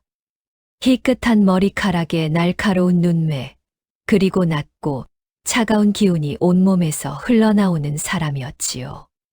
좌의정 윤시복이었습니다. 서기는 그 순간 온몸이 굳는 것을 느꼈습니다. 윤시복에게서 흘러나오는 감정의 소리가 들렸지요. 차갑고 서늘한 소리였습니다. 남을 해치려는 마음에서 나는 소리였지만 그것만이 아니었지요. 그 밑바닥에서 오만과 탐욕이 뒤섞인 소리가 함께 흘러나왔습니다. 서기가 살아오면서 들어본 것 중 가장 깊고 어두운 소리였지요. 허나 서기를 진짜로 얼어붙게 만든 것은 그 소리가 아니었습니다. 바로 그 목소리였지요. 네, 아비 얼굴이 얼핏 어리는구나. 낮고 차갑고 듣는 것만으로도 소름이 돋는 목소리. 서기는 그 목소리를 알고 있었습니다. 3년 전 그날 밤 벽장 속에 숨어 떨면서 들었던 바로 그 목소리였지요. 온몸에 피가 차갑게 식는 느낌이었습니다. 당신이 옵니까? 서기가 떨리는 목소리로 말했습니다. 윤시복의 눈썹이 미세하게 움직였지요. 당신이 우리 아버님과 어머님을 끌고 간 것이옵니까? 윤시복은 대답하지 않았습니다. 대신 천천히 자리에서 일어나 서기 앞에 멈춰 섰지요. 차가운 눈으로 아이를 내려다보았습니다. 내놈 아비도 끝까지 입을 열지 않더니 그 씨앗도 마찬가지로 고집스럽구나. 허나 이번에는 다를 것이니라. 연회가 끝날 때까지 내놈은 여기 있어야 할 것이야. 서기는 입술을 꾹 깨물었습니다. 눈물이 차오르는 것을 느꼈지요. 허나 흘리지 않았습니다. 이 자에게 눈물을 보이고 싶지 않았습니다. 전하께서 이미 다 알고 계시옵니다. 서기가 낮게 말했습니다. 윤시복의 입꼬리가 비틀렸지요. 알고 있다고. 좋다. 허나 알고 있는 것과 막을 수 있는 것은 다른 법이니라. 윤시복은 돌아서며 문을 향해 걸어갔습니다. 문을 나서기 전 한마디를 남겼지요. 내일 연회가 끝나면 모든 것이 달라질 것이니라. 문이 닫혔습니다. 어둠이 방 안을 삼켰지요. 서기는 포박된 채 홀로 남겨졌습니다. 차가운 돌바닥이 무릎을 파고들었지요. 허나 서기는 무너지지 않았습니다. 전하께서 반드시 알아챌 것이라 믿었지요. 그리고 철산이 올 것이라 믿었습니다. 그 믿음 하나를 가슴에 꼭 쥐고 서기는 어둠 속에서 눈을 크게 떴습니다. 그날 밤 철산은 서기의 거처로 향했습니다. 연회를 하루 앞두고 서기의 안전을 직접 확인하기 위함이었지요. 허나 골목길로 접어들던 순간 철산의 발걸음이 멈췄습니다. 거처의 문이 반쯤 열려 있었지요. 안에서는 아무런 인기척도 들리지 않았습니다. 철산은 즉각 칼을 뽑아들고 안으로 들어섰지요. 방 안은 엉망이었습니다. 뒤집힌 이부자리, 부서진 문짝, 그리고 바닥에 흩어진 서기의 집신 한 짝. 서기는 없었습니다. 철산의 눈빛이 차갑게 굳었습니다. 즉각 부하 무사 셋을 불러들였지요. 조내관의 사람들이 움직였다. 둘은 조내관의 행적을 추적하고 하나는 나를 따라라. 말을 끌어오너라. 부하들이 흩어졌습니다. 철사는 골목 바닥을 살폈지요. 여러 사람이 지나간 발자국이 남아 있었습니다. 방향은 한양 북쪽이었지요. 조내관의 행적을 추적하던 부하 무사가 한 시진도 채 지나지 않아 돌아왔습니다. 종사관 나으리, 조내관이 오늘 저녁 한양 북쪽 저작거리 뒤편 창고 골목으로 들어가는 것을 확인했사옵니다. 철사는 즉각 말에 올랐습니다. 부하 무사도 각자 말에 올랐지요. 말굽 소리가 한양 밤거리를 울리며 북쪽으로 향했습니다. 창고 골목은 낮에는 상인들이 드나들지만 밤에는 인적이 끊기는 곳이었지요. 사람을 가두기에 안성맞춤인 장소였습니다. 창고 골목 입구에 이르자 말에서 내렸습니다. 소리를 죽여야 했지요. 입구를 지키던 경비병 둘이 막아섰지만 철산의 앞을 막기에는 역부족이었습니다. 순식간에 제압당한 경비병들이 소리 없이 쓰러졌지요. 철산은 골목 안으로 들어섰습니다. 창고가 여럿 늘어서 있었지요. 철산은 하나씩 살폈습니다. 세 번째 창고 앞에 이르렀을 때 안에서 희미한 불빛이 새어나오는 것이 보였지요. 철사는 문 앞에 귀를 댔습니다.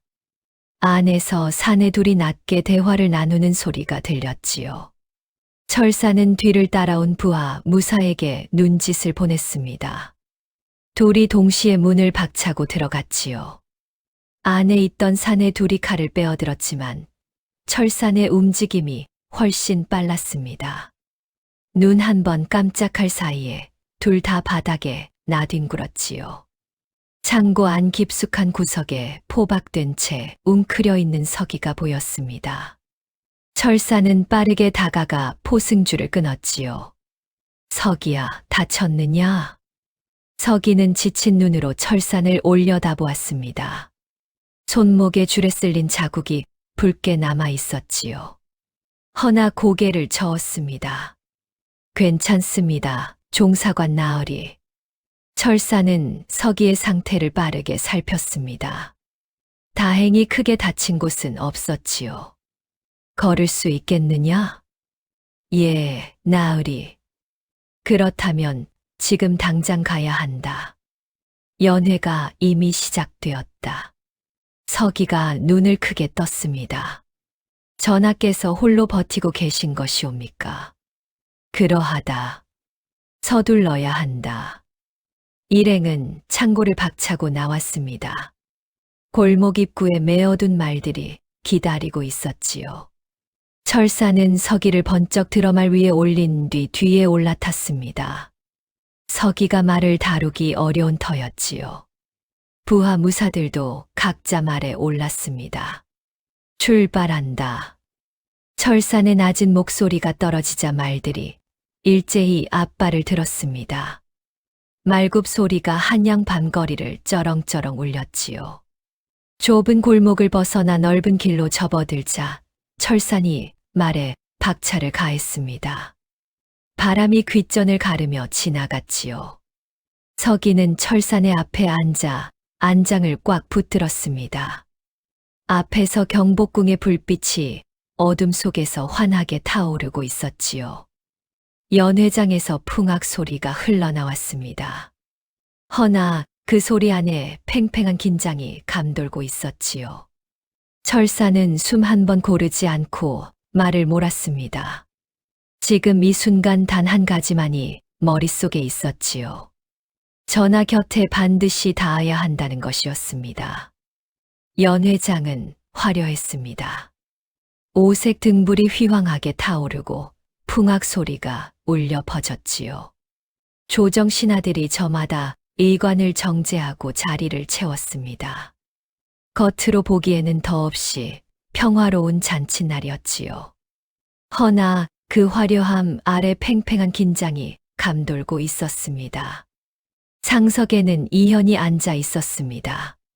초췌한 얼굴에 핏기 하나 없었지요. 등은 굽어 있었고 목소리는 가늘고 힘이 없었습니다. 완벽한 병자의 모습이었지요. 신하들 사이에서 걱정하는 목소리가 흘러나왔습니다. 전하의 오간이 몹시 수척하시옵니다. 어서 쾌차하시옵소서, 전하. 신하들의 말이 이어졌지요. 이현은 가느다란 목소리로 답했습니다. 과인이 여러 신하들을 보니 기운이 나는구나. 오늘은 즐겁게 먹고 마시도록 하여라. 윤시복은 상석 가까운 자리에 앉아 이현을 바라보고 있었습니다. 그의 얼굴에는 걱정하는 척 꾸민 표정이 역력했지요. 허나 그 눈빛 안에는 차가운 계산이 서려 있었습니다. 연회장 곳곳에 자신의 사람들을 심어두었고 서기는 이미 잡아두었으며 이현은 홀로 버티고 있었지요.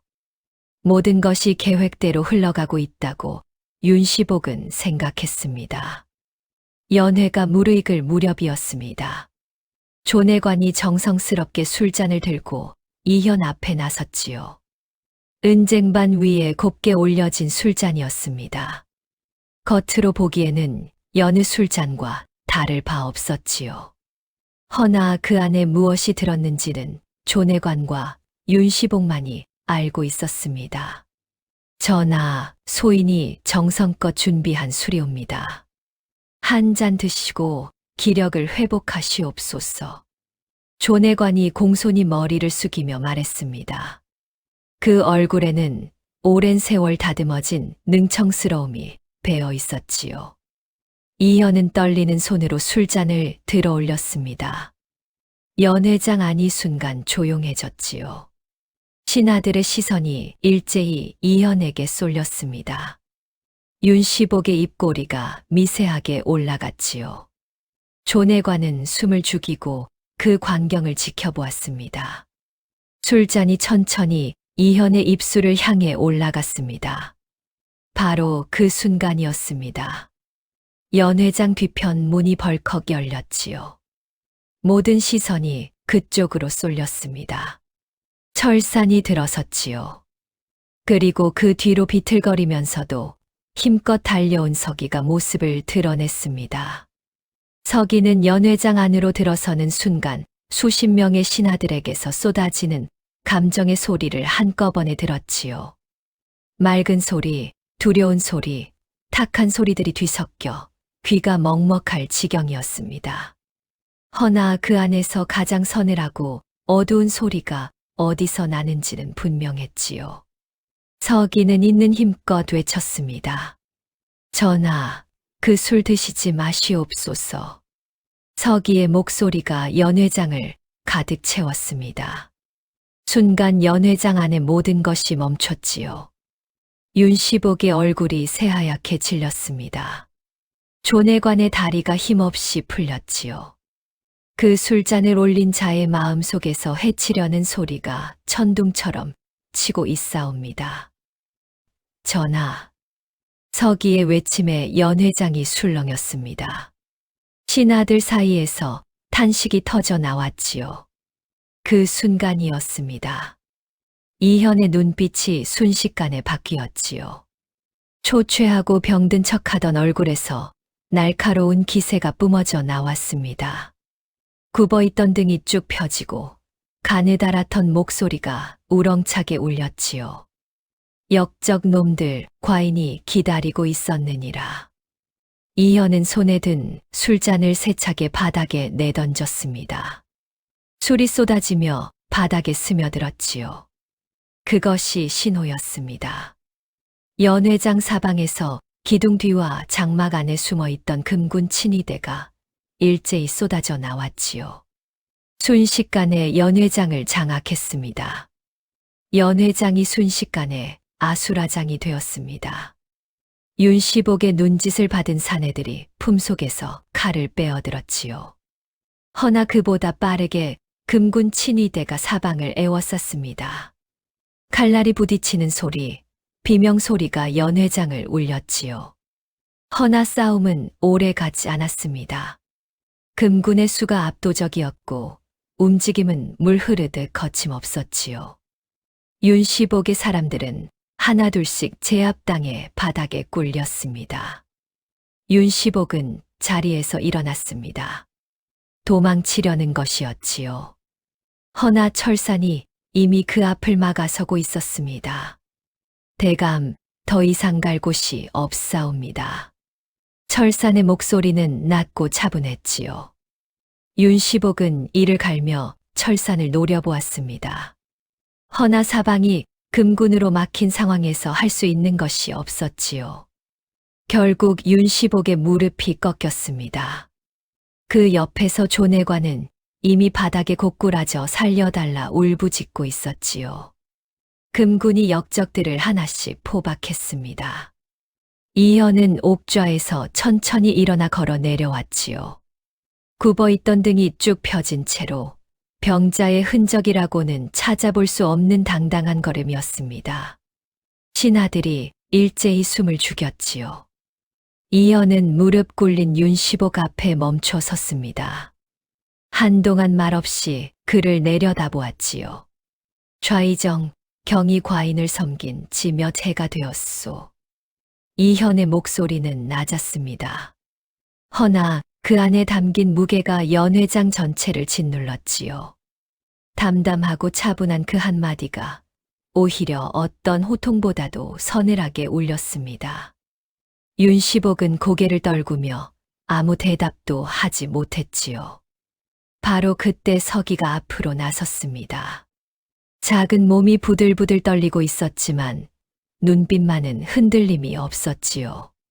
서기는 윤시복 앞에 멈춰 서서 입을 열었습니다. 3년 전 그날 밤을 기억하시옵니까, 대감? 윤시복이 천천히 고개를 들었습니다. 서기의 얼굴을 바라보던 그의 눈빛이 미세하게 흔들렸지요. 관상가의 집에 들이닥쳐 아버님과 어머님을 끌고 가셨지요. 아버님이 거절하셨다고. 그것뿐이었습니다. 그것 때문에 두 분을 죽이셨습니다. 서기의 목소리가 갈라졌습니다. 허나 멈추지 않았지요. 저는 그날 밤 벽장 속에서 모든 것을 들었사옵니다. 대감의 목소리도, 대감 마음 속에서 흘러나오던 그 차갑고 서늘한 소리도요. 3년 동안 잊은 적이 없사옵니다. 윤시복의 얼굴이 굳었습니다. 입술을 달싹였지만 아무 말도 나오지 않았지요. 연회장 안의 신하들이 술렁였습니다. 철산이 앞으로 나섰습니다. 품에서 두 가지를 꺼내 이현에게 올렸지요. 하나는 윤시복이 존해관에게 보낸 친필 서신이었습니다. 침전에 향해 독을 섞으라는 지시가 담긴 서신이었지요. 다른 하나는 존해관이 궁에서 빼돌린 재물 내역과 윤시복 측 수령인의 이름이 낱낱이 적힌 기록이었습니다. 그리고 마지막으로 침전에서 수거한 독든 향 한 줌이 작은 보자기에 쌓여 올라왔지요. 신하들 사이에서 탄식이 터져 나왔습니다. 모든 증거가 낱낱이 드러나자 연 회장은 술렁이었지요. 이현은 다시 옥좌로 돌아가 앉았습니다. 눈빛이 차갑게 빛났지요. 역적 좌의정 윤시복과 내관 조광석을 비롯한 모든 가담자를 3조까지 멸할 것이니라. 그리고 조정 안팎에 박힌 그들의 뿌리를 남김없이 뽑아낼 것이니라. 우레와 같은 어명이 떨어졌습니다. 역적들은 사시나무 떨듯 바들바들 떨며 끌려나갔지요. 연 회장의 남은 신하들은 일제히 머리를 조아렸습니다. 이현은 그 모습을 말없이 바라보았지요. 25해의 세월이 가슴을 스쳐 지나갔습니다. 길고 긴 싸움이 끝나고 있었지요. 역적들이 끌려나간 뒤 조정은 빠르게 정비되었습니다. 윤시복과 조내관을 비롯한 가담자들은 엄중한 국문을 거쳐 처벌을 받았지요. 윤시복의 뿌리는 깊었습니다. 조정 안팎에 박힌 그의 사람들을 하나하나 걷어내는데 여러 날이 걸렸지요. 재물을 빼돌린 자, 음모에 가담한 자, 알면서도 모른 척한 자들이 차례로 드러났습니다. 권력의 그늘 아래 숨어 있던 부정들이 마침내 햇빛 아래 낱낱이 드러났지요. 조내관은 국문 과정에서 모든 것을 실토했습니다. 침전의 향에 독을 섞기 시작한 것이 언제부터였는지, 윤시복에게 어떤 재물을 얼마나 빼돌렸는지, 야시장 습격을 지시한 것이 윤시복이었다는 것까지 낱낱이 털어놓았지요. 그 진술은 철산이 옮겨 적은 장부 기록, 윤시복의 친필 서신, 그리고 침전에서 수거한 독든 향과 맞아떨어졌습니다. 증거는 완벽했지요. 이현은 특별히 서기를 불러들였습니다. 서기야, 내 부모님의 억울함을 이제야 풀었구나. 이현의 목소리에 미안함이 서려 있었지요. 3년 전 과인이 더 일찍 알았더라면 내 부모님을 살릴 수 있었을 터인데. 서기는 고개를 저었습니다. 전하께서 저를 믿어주셨사옵니다. 그것으로 충분하옵니다. 이현은 한동안 말없이 서기를 바라보았습니다. 그리고 천천히 명을 내렸지요. 관상과 한씨 부부의 죄를 모두 사하고 명예를 회복하라. 그들의 충절을 기리는 비석을 세워라. 그리고 저 아이가 앞으로 글을 배울 수 있도록 성균관 학자를 붙여주어라. 명이 떨어지자 신하들이 일제히 머리를 조아렸습니다. 얼마 뒤 한양 도성 밖 양지바른 언덕에 작은 비석이 세워졌습니다. 비석에는 관상가 한씨 부부의 이름과 함께 권세에 굴하지 않고 절개를 지킨 충절을 기린다는 글귀가 새겨졌지요. 서기는 비석 앞에 서서 오랫동안 눈물을 흘렸습니다. 아무 말도 나오지 않았지요. 그냥 서서 울었습니다. 3년 동안 가슴에 품었던 원한이 마침내 녹아내리는 듯 했지요. 한참을 울고 나서야 서기는 비석을 손으로 가만히 어루만졌습니다. 아버님, 어머님, 나쁜 사람들 다 벌받았사옵니다. 이제 편히 쉬시옵소서. 바람이 불어왔습니다. 언덕 위 풀잎들이 일제히 흔들렸지요. 마치 대답하는 것 같았습니다. 그날 비석 앞에는 철산도 함께 있었습니다. 말없이 서기 곁에 서서 먼 하늘을 바라보았지요. 철산의 가슴 속에서도 무언가가 조용히 녹아내리고 있었습니다. 16의 내금위에 들어와 자신의 손안에서 자라다 끝내 형장의 이슬로 사라진 진수가 떠올랐지요. 그 아이에게 해주지 못한 것들이 주마등처럼 스쳐 지나갔습니다. 철사는 서기의 어깨에 손을 얹었지요. 아무 말도 하지 않았습니다. 그러나 서기는 그 손의 무게를 느꼈지요. 따뜻했습니다. 종사관 나으리. 서기가 나지막이 말했습니다. 왜 그러느냐? 고맙습니다. 철사는 대답하지 않았습니다. 그냥 하늘을 바라보았지요. 허나 그의 눈가에 희미한 무언가가 어렸습니다. 오랫동안 굳어있던 것이 조금씩 풀리는 것 같았지요. 세월이 흘렀습니다. 서기는 더 이상 마포 나루터의 거지가 아니었지요. 이현의 특별한 후원으로 성균관 학자 밑에서 글을 배우기 시작했습니다. 처음에는 낯설고 어려웠지만 서기의 눈빛은 날마다 깊어졌지요. 나루터 처마 밑에서 세상을 물끄러미 바라보던 그 14살 아이가 이제 조금씩 다른 세상을 향해 걸어가고 있었습니다. 세월이 흘렀습니다. 봄이 오고 여름이 지나고 가을이 물들기를 여러 번 반복했지요. 마포 나루터의 거지 아이였던 서기는 이제 어느새 키가 훌쩍 자라 반듯한 청년의 모습을 갖추어 가고 있었습니다. 때가 잔뜩 낀 얼굴에 헝클어진 머리카락 대신 단정하게 빗어 넘긴 머리카락과 깨끗한 유생 차림이었지요. 허나 그 눈빛만은 변하지 않았습니다. 맑고 깊으며 함부로 흔들리지 않는 눈이었지요. 나루터 처마 밑에서 세상을 물끄러미 바라보던 그 14살 아이의 눈과 꼭 같았습니다. 어느 봄날이었습니다. 이현은 경복궁 후원 정자에 홀로 앉아 책을 펼쳐놓고 있었지요. 봄바람이 불어와 책장을 살랑이며 넘겼습니다. 이현의 얼굴에는 예전과 달리 편안한 기운이 감돌고 있었지요. 25해 동안 쌓인 의심과 피로가 조금씩 거쳐나간 자리에 오랫동안 잊고 있었던 고요함이 스며들어 있었습니다. 그때 조용한 발걸음 소리가 들려왔지요. 이현이 고개를 들었습니다. 단정하게 차려입은 서기가 깊이 절을 올렸지요. 전하, 문안드리옵니다. 이현은 흐뭇한 미소를 지었습니다. 서기야, 많이 컸구나. 어서 앉거라. 서기가 조심스럽게 자리에 앉았지요. 이현은 한동안 서기를 바라보았습니다. 남루한 누더기 대신 깨끗한 유생 차림을 하고 있었지만 그 눈빛 안에 담긴 기품은 예전 그대로였지요.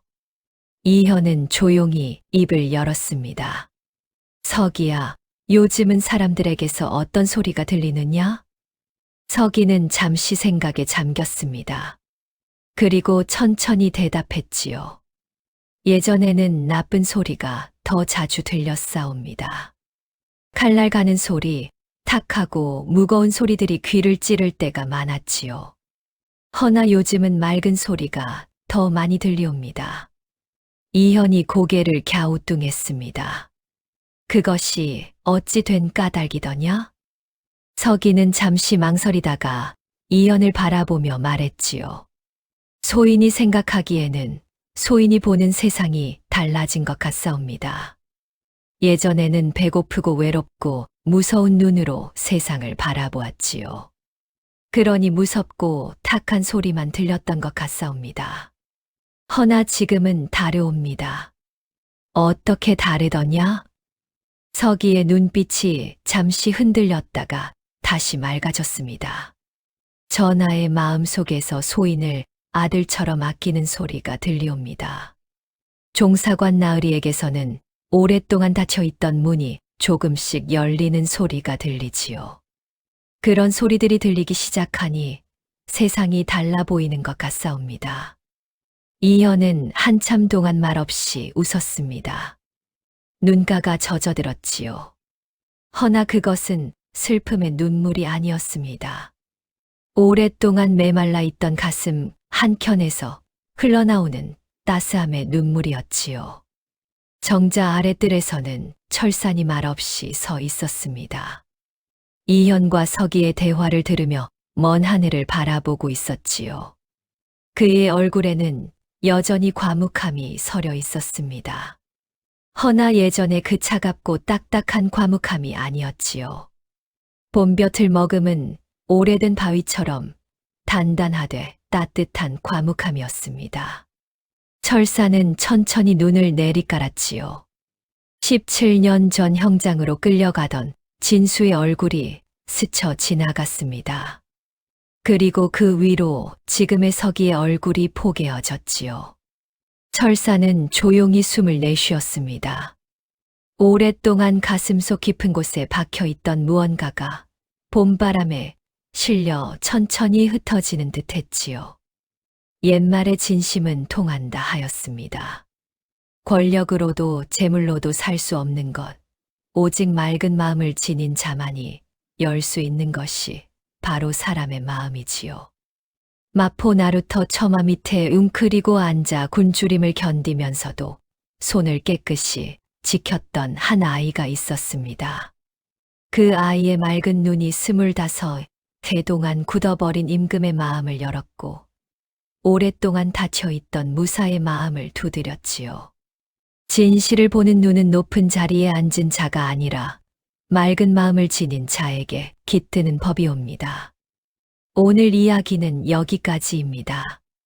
조선시대의 흥미로운 야담과 설화가 더 보고 싶으시다면 구독과 알림 설정으로 다음 이야기를 놓치지 마세요.